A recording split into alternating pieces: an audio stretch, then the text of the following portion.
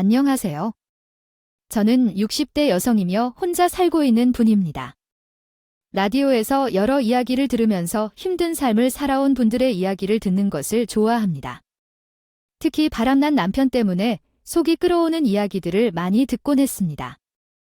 저 또한 예외는 아니었습니다. 제 몸을 헌신하며 살아온 남편에게 던져진 헌신이 무시되곤 했습니다. 그러나 지금은 그런 남편으로부터 벗어나 혼자 행복하게 잘 살고 있습니다.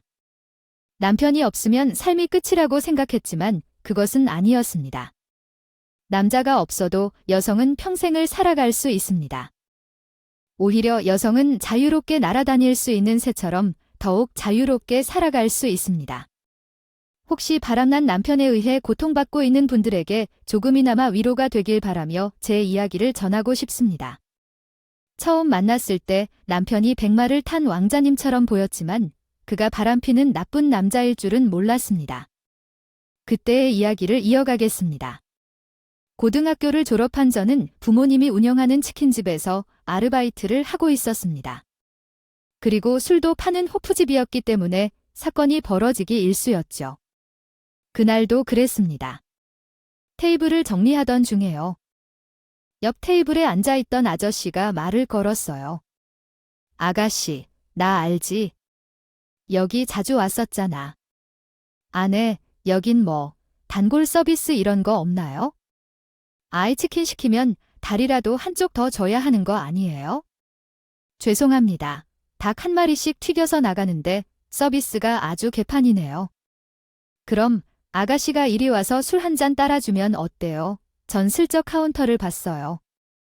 보통 아버지가 이럴 때 막아주시곤 했는데 카운터는 텅 비어 있었고 아버지는 없었어요. 배달 알바하는 친구 한 명이 펑크를 내서 대신 배달을 나가신 것 같았어요. 엄마도 주방에서 정신을 바쁘게 쓰느라 정신이 없었고 위기의 순간이었어요. 같은 테이블에 앉아있던 남자들도 아저씨를 말리려는 것이 아니고 낄낄대며 쳐다보더라고요. 내 말 못 들었어? 이리 와서 술 한 잔 따라 보라니까 그건 좀 힘들 것 같아요. 제가 일하는 중이라서요. 이것도 다 일이지? 단골 손님 관리 잘 해야지. 안 그래, 저는 분명히 대꾸할 수 없었어요. 정말 어쩔 줄을 몰라 하면서 서 있었죠. 지금이면 경찰에 신고할 테지만 당시에는 20살짜리 무지한 여자였으니까요.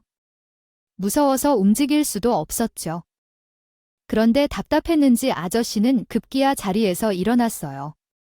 그리고는 제 팔을 붙잡고 테이블로 끌고 가려고 했지만 난 왜 이러세요? 이거 놓으세요라고 했습니다. 난 잡아먹는 사람은 아무도 없는데 그냥 와서 술 한 잔만 따라 달라고 했어요.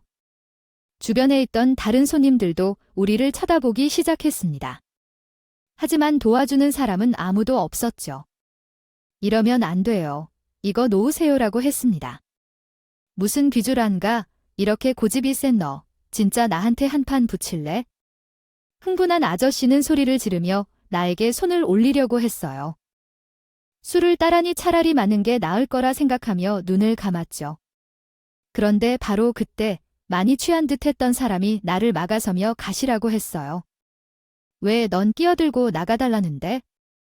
여자분이 싫단다고?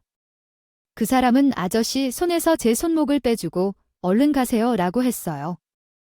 그 후로는 주방으로 갔고 바로 엄마를 불렀어요. 상황을 설명하자 엄마는 밖으로 나가서 그 아저씨와 다른 사람을 말리려 했어요. 아이고, 사장님들, 여기서 싸우면 안 됩니다. 서비스로 감자튀김을 한 접시씩 주겠습니다. 친정들 집에서 엄마는 오랫동안 상업을 하셔서 이런 일에 대해선 견고했어요. 자연스럽게 두 사람을 분리시키고 분위기를 바꿔주었죠. 잘생긴 손님들끼리 왜 싸우는 거죠? 화목하게 지내세요. 경찰 출동되면 부끄러울 텐데요. 엄마가 경찰 이야기를 꺼내자 그 아저씨는 당황했어요. 아이들이 있잖아. 꼭 그럴 필요 없어. 하지만 그 남자는 아저씨를 그냥 놔둘 생각이 없는 것 같았어요. 나이 많은데 곱게 대워야지. 여성을 괴롭히지 말아야 해. 아저씨는 참다 못하고 남자에게 주먹을 휘두르고 말았어요. 남자도 지지 않고 주먹을 휘두르며 둘이 난투 싸움을 벌였습니다. 주변의 손님들도 가로막으려고 하면서 난투가 커졌어요. 싸우기 싫으면 나가서 싸우지. 엄마가 곧 경찰을 부르셨어요. 저는 어떻게 막을 수도 없이 그 두 사람의 난투를 바라보았어요. 남자가 용감하게 끼어들어 저를 지켜주셨기 때문에 그냥 잘 싸우는 줄 알았는데 너무 심하게 맞고만 있었어요. 어리숙해서 주방으로 달려가서 양동이를 들고 나왔어요. 그리고 양동이 속에 있는 것을 사람들에게 뿌렸죠. 결국 나를 구해준 사람이 맞았지만 뭔가 해야겠다 싶었어요. 차가워 뭐야. 남자를 깔고 마구 주먹을 휘두르던 아저씨가 인상을 찌푸렸어요. 이내 코를 감싸주고 괴로워했습니다. 그리고 나 있던 곳은 물이 아니라 음식물 쓰레기통이었어요. 닭 부산물과 치킨 국물이 섞여 냄새가 매우 심했죠. 아저씨를 밀치고 남자를 끌어당긴 후 남자가 다친 것 같아 걱정했지만 남자는 괜찮다고 했죠. 치킨 배달을 끝낸 아버지와 경찰이 와서 상황을 해결했어요. 경찰은 사건을 단순한 12세 싸움으로 보고 사람들을 보내버렸어요. 그리고 남자에게 인사하러 가다가 남자의 친구가 멜리브로요라고 말했습니다. 고마워하니까 밥이라도 사줄까 하고 그런 말을 하더라고요. 남자는 그런 말 하지 말라고 하더니도 듣지 않았어요. 그 아이는 누구를 위해서 이렇게 행동해주는 걸 처음 봤어요. 소녀가 진짜로 그를 좋아한 것 같아요. 아니라고 해도 그게 무슨 소용이야. 너가 술을 마실 때마다 여기 오라는 말도 다 아가씨를 만나러 오는 거잖아요. 남자는 친구의 말에 입을 꼭 다물고 아무 말도 못했어요. 얼굴은 붉게 달아오른 말이에요. 그러자 남자의 친구들이 희죽희죽 웃으면서 자리를 떠난 거예요. 겨우 남자를 바라보지 못하고 땅만 보던데 갑자기 남자가 입을 열었어요. 살려달라고 나섰다가 맞아먹기만 해서 말이 아니지만 그래도 싫으면 연락처 좀 알려줄래요? 이 근처에 돈가스 맛있는 집이 있는데 같이 가서 먹자. 나도 처음 받아본 데이트 제안이었어요. 더 멋진 대답을 하고 싶었지만 입이 움직이지 않았어요. 가슴만 뛰던데요. 좀 어색한 상황에서 고개만 끄덕이고 남자가 준 종이에 우리 집 전화번호를 적었어요. 그 당시엔 휴대폰 같은 것도 없고 다 집 전화로 연락하던 시대였거든요. 그 후로도 난 남자와 자주 데이트를 했어요. 함께 밥도 먹고 영화도 보고 술도 마셨습니다. 5번째 만났죠. 남자가 그 다음 데이트 때 장미꽃다발과 곰 인형을 주면서 사귀자고 했어요. 저도 이미 그 남자에게 마음을 준 상태였기 때문에 그 자리에서 좋다고 했어요. 그 남자는 제 처음이자 마지막 연인이었습니다. 그 남자는 저보다 8살 많았어요. 남자친구는 부모님이 물려준 상가 건물을 관리하면서 여유롭게 살았죠. 처음에는 이해가 잘 안 됐어요. 건물주의 부족함 없는 남자친구가 왜 나를 선택했는지 궁금했어요. 전 고졸이고 가정이 가난하고 변변한 꿈도 없었어요. 얼굴도 특출나게 예쁘지 않았어요. 어디에 반한 거지라고 물었을 때 남자친구는 그냥 예쁘고 귀엽잖아라고 말했어요. 어느 날 술을 마실 때 남자친구의 숨겨진 진심을 알게 됐어요. 내가 나를 보고 난로를 가져다 준 거 기억해? 라고 물었을 때 전 한 사심 없이 한 행동이라 기억이 안 날 거라고 대답했어요. 나는 그것이 너무 좋았어. 난로도 너무 따뜻했고 나를 바라보며 감기 걸리지 않도록 웃는 그의 얼굴도 너무 따뜻했어. 사실 나는 어린 시절에 엄마를 잃고 자랐어. 그러나 우리 엄마는 정원에서 혼자 놀면 난로를 가지고 와서 내 앞에 놓아주곤 했어. 그녀는 날 감기에 걸리지 않게 하려고 그랬던 것 같아. 내 남자친구는 부모에 대한 상처가 깊은 사람이었어.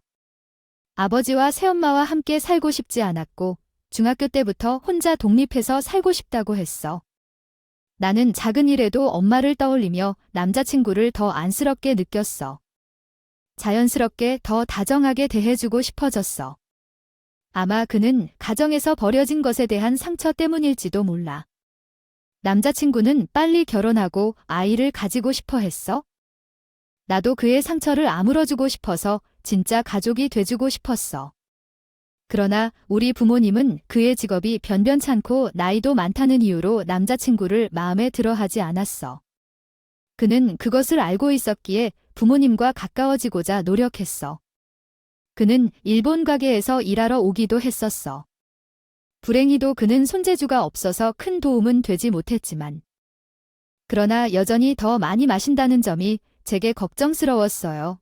결국 그 문제를 마주해야 하는 상황이 왔지만 남편은 내 말을 듣지 않았어요. 이런 상황에 처한 적이 있었어요. 취할 때마다 술을 끝까지 마시고 제가 들을 수 없는 말을 꺼내는 거였죠. 어떻게 대처해야 할지 갈피 못 잡고 앉아만 있는 일이 많았어요. 그래서 어느 날 남편이 술을 마시러 나갔을 때 이런 점을 이야기하고 치료를 받을 것을 제안했어요. 그리고 나서야 술 문제를 극복할 수 있었죠. 남편 덕분에 가정은 더욱 평화롭고 화목한 분위기가 되었어요. 그리고 결혼 이후로 저는 많은 것을 배웠어요. 가족의 중요성을 깨닫고 상대방을 지지해주는 것이 얼마나 중요한지를 인지했죠. 결혼은 서로가 함께 성장하고 응원하는 과정이라는 것을 배웠죠. 어떤 어려움이 있어도 서로를 이해하고 격려하는 것이 가장 중요하다는 것을 깨달았습니다. 유정은 서로의 마음을 이해하고 존중함으로써 함께 성장하고 행복을 만들어 나가는 것이라고 말씀드리고 싶어요. 나도 그의 상처를 아물어주고 싶어서 진짜 가족이 돼주고 싶었어. 그러나 우리 부모님은 그의 직업이 변변찮고 나이도 많다는 이유로 남자친구를 마음에 들어하지 않았어. 그는 그것을 알고 있었기에 부모님과 가까워지고자 노력했어. 그는 일본 가게에서 일하러 오기도 했었어. 불행히도 그는 손재주가 없어서 큰 도움은 되지 못했지만 술에 대해서만큼은 남편도 양보하지 않았어요. 난 집에서 술을 마시든 말든 내가 그런 것에 뭐라고 하는 거야? 난 그렇다고 너나 내 딸에게 굶주리게 할 필요가 없는데 우리의 수입만으로 달에 1,000 이상을 벌어. 왜 난 굳이 일을 해야 하는지 알아? 그러나 사람은 일을 해야지. 남들처럼 일한다면 술을 먹는 것도 줄어들 거야. 아, 시끄러워. 잔소리 좀 그만해. 너도 집에서 놀고 먹는 주제인데 왜 내게 난리를 피우는 거야? 왜 내가 술도 내 맘대로 못 마시게 하는데? 우리 부부는 술 때문에 다투는 일이 점점 늘어났어. 남편은 술 얘기만 나오면 다른 사람처럼 변했어. 그 다정했던 남편이 무서우니까 화를 내면서 막말을 쏟아냈어.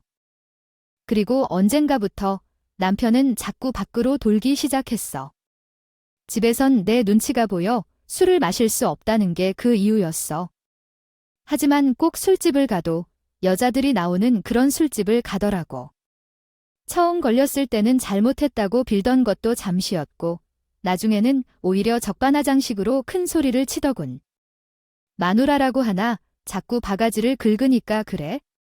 내가 잘했으면 난 다른 여자를 만나게 될 걸 지금 그걸 말이냐? 그러면 나도 너를 힘들게 하니까 다른 남자를 만나 바람을 피우면 되는 거야?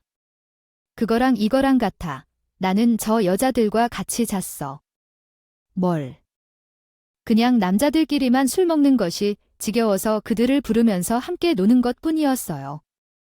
그것조차 이해해주지 못하는 건가 싶었어요. 다른 여자들은 다 이해해주고 사는데 왜 전만 이렇게 골치 아팠을까요?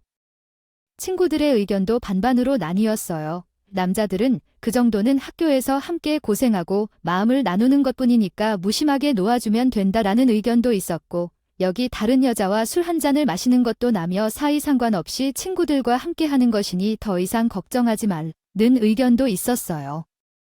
하지만 이 말들은 제 불안을 더욱 증폭시켰어요. 내 남편은 외로움을 많이 타는 사람이라 그런 행동으로 다른 여자에게 빠질지도 모른다고 생각했어요. 결국 저는 남편의 핸드폰 메시지함과 카드 내역을 확인하기로 했어요. 술집 여자가 보낸 문자가 상당히 많았는데 남편은 친절히 대답하지 않았어요.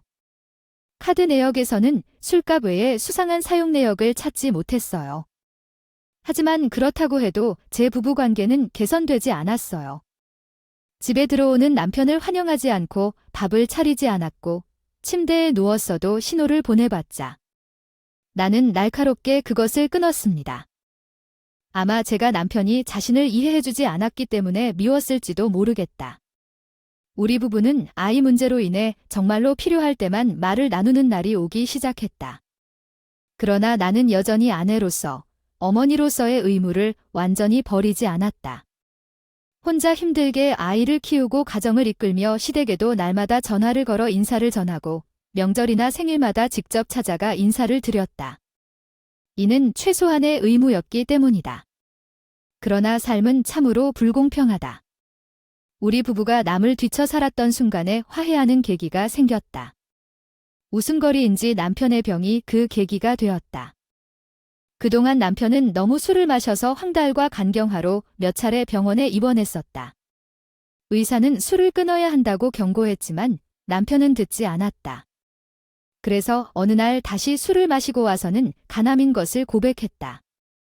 나는 얼마나 놀랐을까? 남편이 간암이라고 말하는 것을 듣고는 무엇을 해야 할지 갈피를 못 잡았다. 그 순간 남편이 우리 딸과 함께 나를 둔 상황에서 어떻게 할지 깊이 고민했다. 이전까지는 한 번도 눈물을 흘리지 않았던 남편이 갑자기 펑펑 울기 시작했다. 죽음을 앞두고 있지만 가장 먼저 당신의 얼굴이 떠올랐습니다. 이제까지 제가 당신 때문에 고생시켰지요. 정말 죄송합니다. 정말 미안합니다. 남편이 사과하며 끌어안았을 때 우리 둘 다 울음이 터졌습니다. 부부관계의 의미를 깨닫게 되었어요. 그 순간 남편에 대한 원망이 사라져갔습니다. 왜 당신이 죽어야 하는지, 죽으면 안 되는데 이런 식으로 죽으면 난 놔둬줄 수 없어요. 하지만 이미 암세포가 퍼져서 손을 대기가 힘들대요. 하지만 포기하지 않을 거예요. 당신이 없으면 못 살 거라고 말이죠. 당신 마음을 이해해요. 하지만 남은 시간이 3개월이나 남아있는데 그 시간을 병원에서 보내고 싶지는 않아요. 남편은 단호했습니다. 병원보다 가족과 함께 있고 싶다고 말이죠. 그 뜻을 존중해 우리는 시골 바닷가 근처 집으로 향했습니다. 딸은 학교 때문에 친정에 머물러 있고 저와 남편 둘만 내려왔습니다.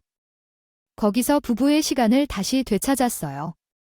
아침에는 해변을 산책하고 주변 식당에서 식사하고 아름다운 카페에 가다가 집에 돌아와서 잠을 자고 저녁에는 바다를 바라보며 낚시도 즐겼습니다.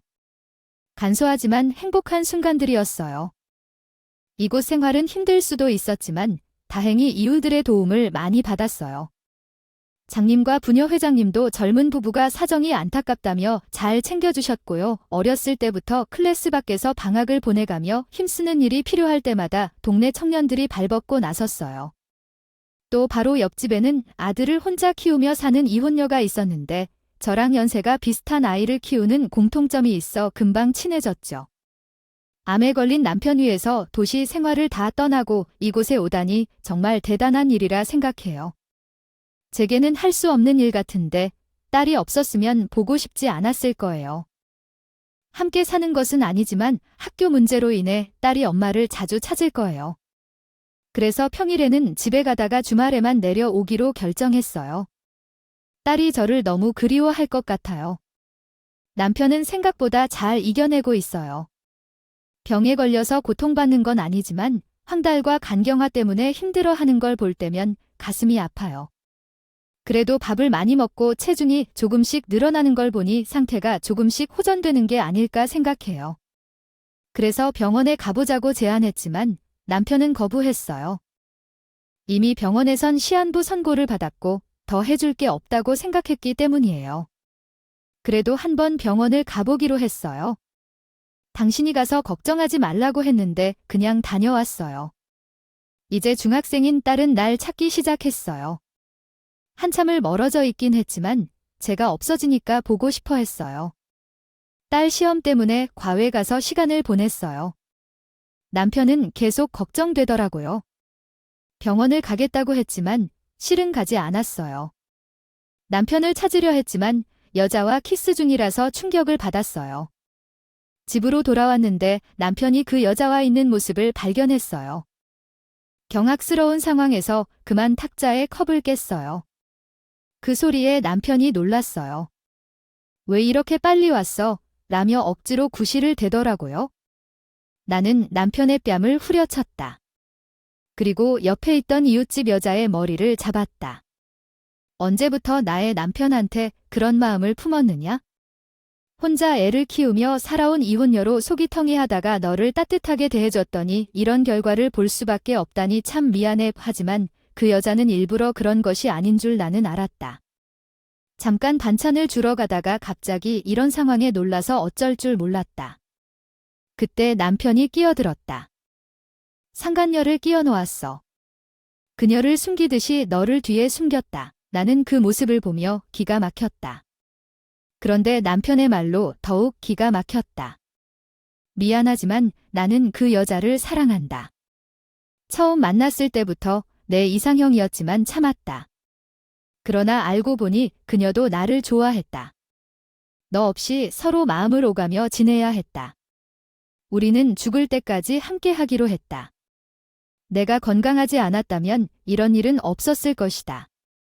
하지만 앞으로 얼마나 살 수 있을지 모르겠으니 나의 진짜 사랑과 함께 살고 싶다. 너 좀 이해해줘. 그 여자는 나에게 말했다.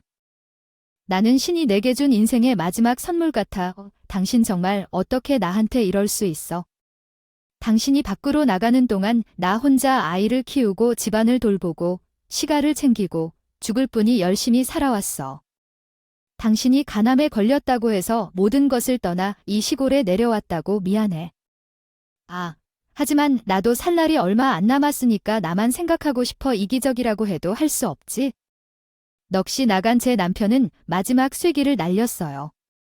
어차피 곧 죽을 거니까 이혼을 요구하지는 않게 내가 원하는 건 그냥 당신이 여기서 내 몸만 좀 돌본다는 거야. 다른 것은 아무것도 바라지 않을게. 거기서 남편과 그 여자를 죽여도 되는데 나는 바보같이 아무 말도 못하고 떠난 거야. 그리고 집으로 돌아와 몇 날 며칠을 잊지 못했다. 그 후 한 달이 지났을까? 이혼하자는 말은 안 하겠다더니 제 앞으로 이혼 서류가 왔어요. 남편은 그 여자가 결혼을 원한다면서 이혼해달라고 하더래. 우리가 살던 집은 당신 명의로 돌려주고 위자료도 알아서 챙겨주고 이혼하자고는 안 할 거라고 했어. 영준이가 단 한 날이라도 나랑 부부로 정직하게 살고 싶대. 당신 정말 미쳤구나. 응, 나는 그 여자에게 반했어. 이런 감정이 정말 처음이야. 살 날이 얼마 안 남았다는 거니 하루하루가 너무 소중하고 애틋해. 남편은 그 여자를 정말 사랑하는 것 같았어요. 정말도요. 큰 배신감과 허망함에 눈물조차 나오지 않았어요. 질이 멸렬하게 싸우고 싶진 않았어요.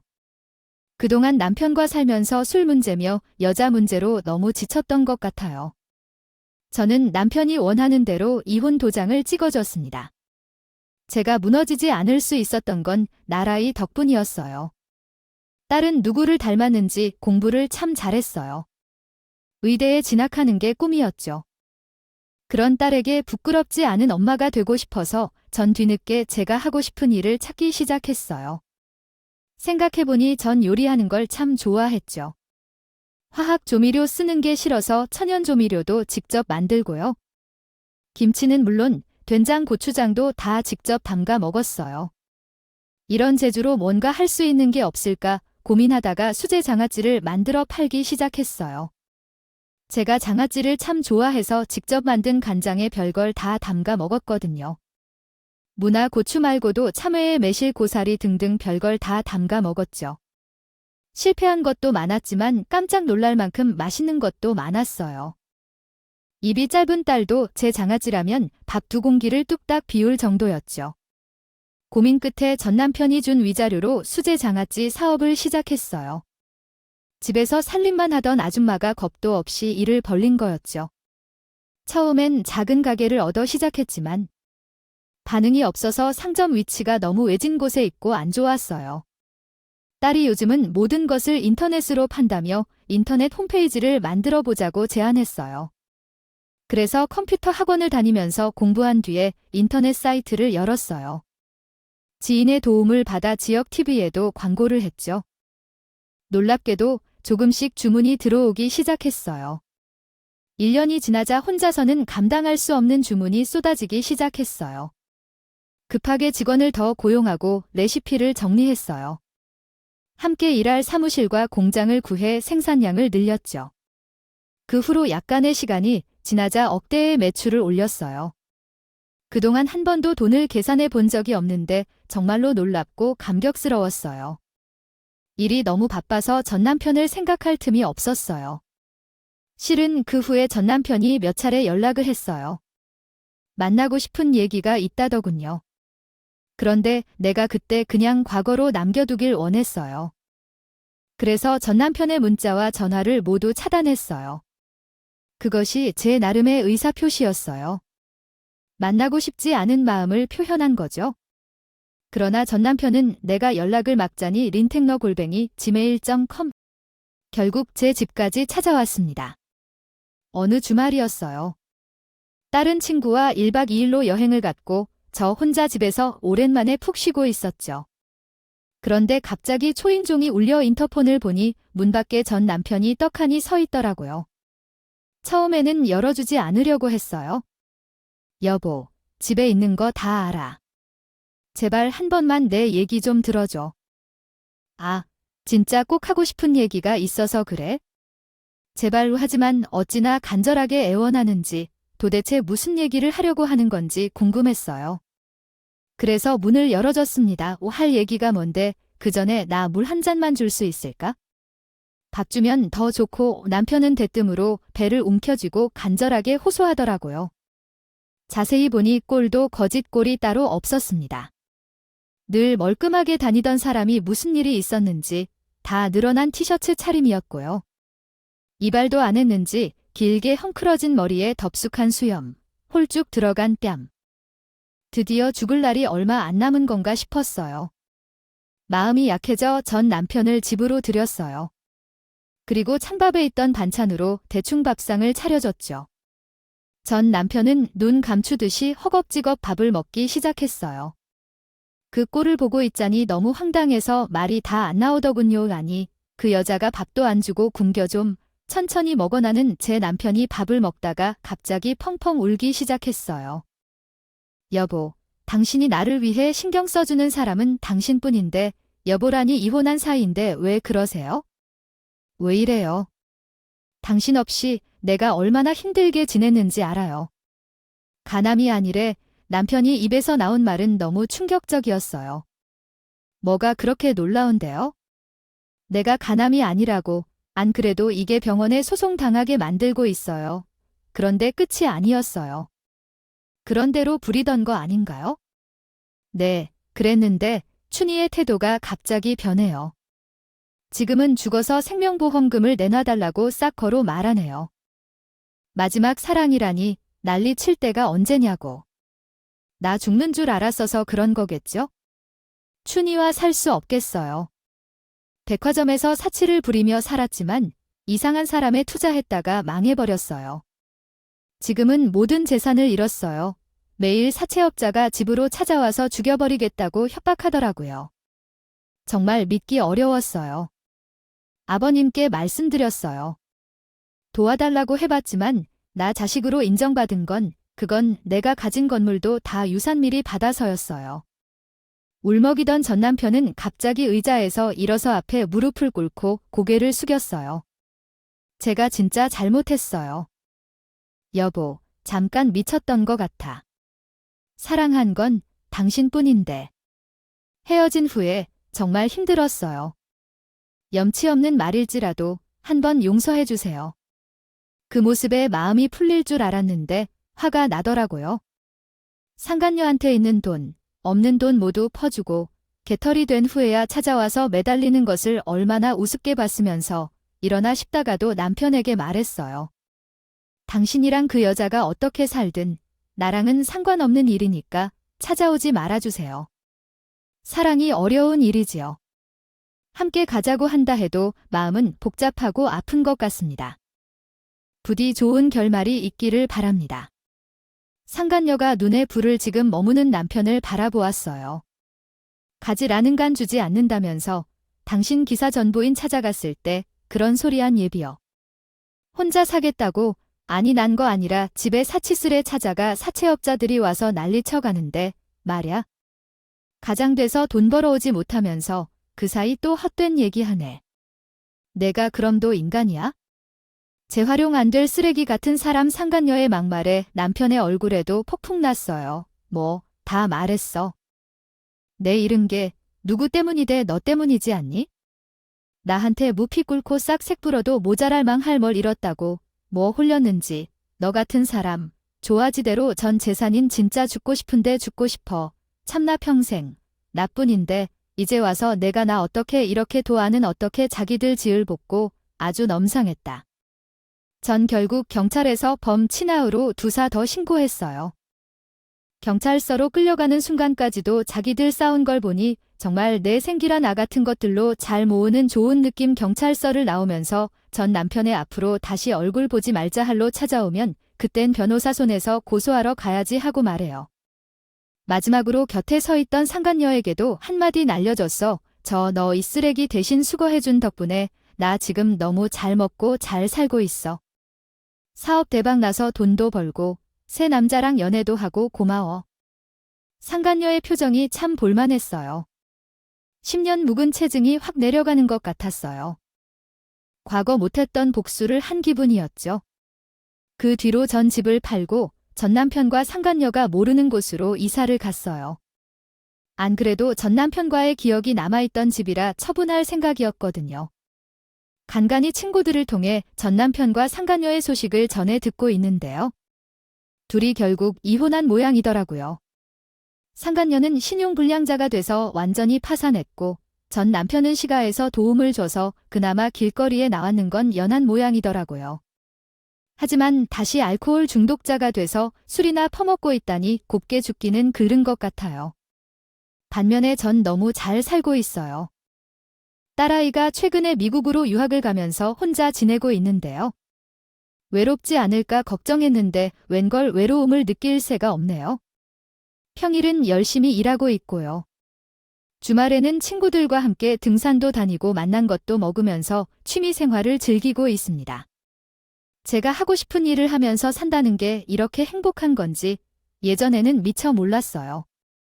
주변에선 외롭지 않냐고 빨리 새 남자 만나라고 하는데 다 늙으면 누구를 만나면 어떻게 할 것 같나요? 남자라면 이제 지겨운 거죠. 지금의 싱글 생활이 만족스럽기도 하고요. 정말 제 삶이 이렇게 풀릴 줄 누가 알았을까요? 전 남편이 없으면 나도 없을 것이라고 생각했던 적도 있었는데 이젠 말이에요. 하지만 지금은 남편 없어도 너무나 잘 먹고 잘 사는 중이에요. 그러니 지금 남편이 고민하시는 분이 계시다면 저 혼자서 살아보는 것도 괜찮다고 생각해요. 사람은 고쳐 쓰는 게 아니라고 하잖아요. 제가 제 남편을 바꿀 수 있다고, 변할 수 있다고 생각했지만 그건 착각이었어요. 그 큰 일을 겪고 나니까 전 남편을 놓을 수 있게 됐어요. 여러분은 부디 저처럼 일 겪지 않고 더 현명한 판단을 내리시길 바래요. 긴 얘기 들어주셔서 감사해요. 모두 건강 유의하시고 항상 행복하세요.